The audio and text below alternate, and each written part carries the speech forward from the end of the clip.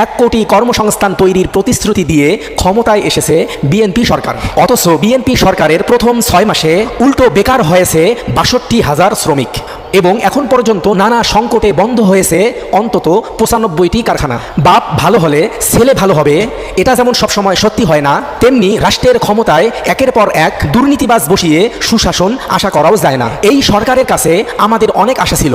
আমরা ভেবেছিলাম এই সরকার জনগণের কথা চিন্তা করবে, সাধারণ মানুষের কষ্ট বুঝবে এবং দেশকে সুশাসনের দিকে এগিয়ে নেবে। কিন্তু দিন শেষে দেখা যাচ্ছে যে লাউ সেই কদু। এইভাবে যদি বিএনপি 5 বছর ক্ষমতায় থাকে, 1 কোটি কর্মসংস্থান তো তৈরি হবেই না, উল্টো 1 কোটি বেকার তৈরি হবে, এটা নিশ্চিত থাকেন। মনে হয় একেই বলে টাইম ট্রাভেল। প্রচণ্ড গতিতে দেশটা 2001 থেকে 2006-এর দিকে এগিয়ে যাচ্ছে। আওয়ামী লীগ চেষ্টা করেছিল দেশটা সিঙ্গাপুরের দিকে নিয়ে যেতে, কিন্তু দেশ যাচ্ছিল শ্রীলঙ্কার দিকে।